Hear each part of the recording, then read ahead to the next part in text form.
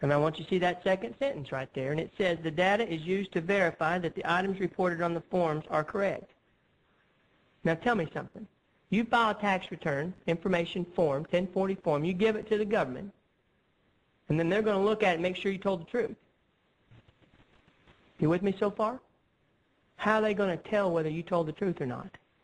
Just tell me. Where are they going to get the other source of information to compare with what you told them, to verify that you told the truth? Where are they going to get it? Are they going to get it from another part of the IRS? They're going to get it from another part of the federal government? Well, if they're going to verify it, they're going to have to say what they're going to use to verify it with. And if they're going to say, well, they're going to use the information they already have to make sure you're telling the truth, then they just admitted to a violation of the Paperwork Reduction Act.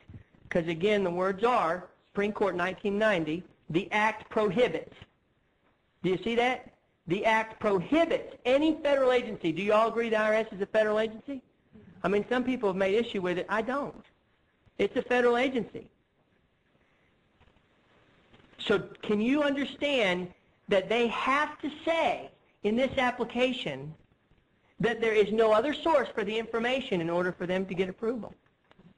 Now you understand why they're arguing they don't have to comply with the Paperwork Reduction Act, because that is tantamount, that is saying we can't.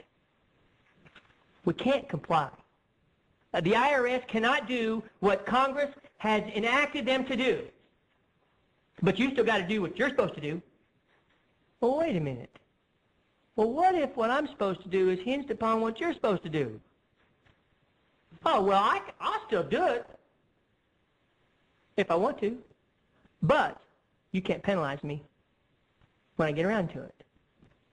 Now, all of a sudden, see, they got a problem. And that's the kind of problem that takes a congressman and takes a judge away from their golf game and raising money to get reelected, and sits their butt down there in Washington, D.C. and tries to figure out a game plan of what they're going to do next. And you're all hearing it right here because it's getting ready to go nationwide. It's penalty protest. There's no prejudice in being a penalty protester. There's no prejudice in a jury. Jury's not going to, the government's not going to be able to say, well, because he didn't pay his penalty, you didn't get your Social Security check. No, I beg to differ. The reason why you didn't get your Social Security check is because Congress spent all the money. See, we got what we need to politically push him back. There's too much evidence. And we just need to get rid of the IRS. My passion is to just get rid of the IRS. I'm not trying to cause chaos. I don't want to cause chaos. I didn't ask them to come and steal $2,000 from me. I didn't ask. Matter of fact, you know why they came in my house? Because I started telling people to file tax returns. I did not want to tell them to file tax return because you're going to be penalized if you don't. I wanted to tell them to file tax returns because if you don't, the government's going to stick these people all over you and make your life a living hell until you do. And most people don't know what that means. I was being honest. And anybody that's been through it knows I'm being honest. But I'm not going to, and this is why they came at me, because I wouldn't stand up there and say, you got to do it because the law says you have to do it. Well, guess what? I have found too many things in honesty to prove to you that the law doesn't require you to do certain things. Now, listen, if they already have another source for that information, then they can zip that tax bill out just like that, lickety-split. And they do not need you to sign anything under the penalty of perjury to impose a tax on you for that. The Sullivan case, 1927, says that the government can compel you to sign your rights away under the Fifth Amendment because there's no pervasive criminal regulation going on with the use of the 1040 tax form. Well, we all know in 2005 that's not true. And, you know, it's been a long time. Think about it, 1927, 2005. We need to step out of keeping people in bondage. We need to decide to go ahead and be the free country that George Bush says we are. Of course, it's easy to say something and hard to back it up.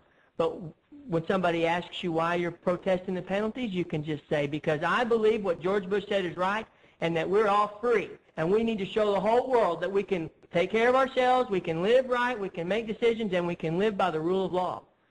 We can. We all can do it.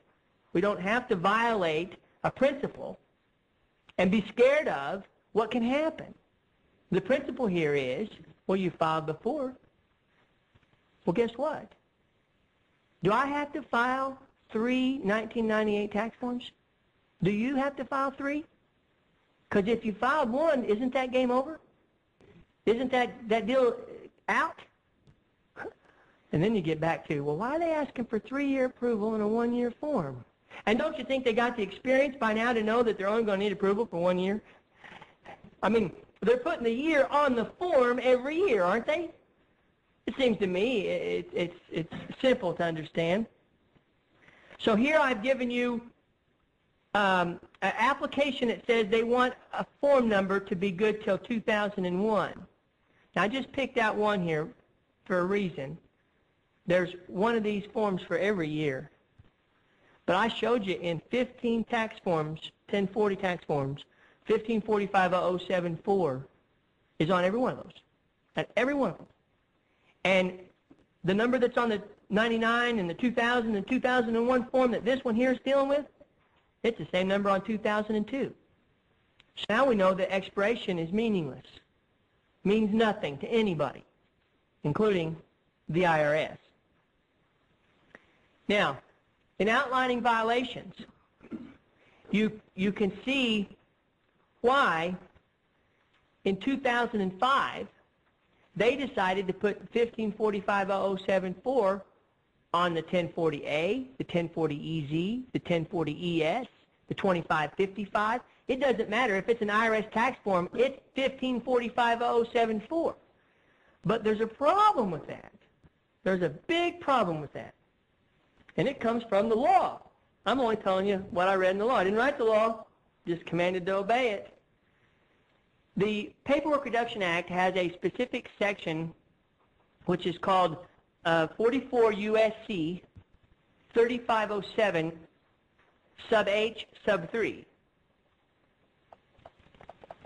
And don't you think for one second that the 1040 form is not a form subject to the Paperwork Reduction Act, because Dole says all tax forms are included. That's the Supreme Court of the United States.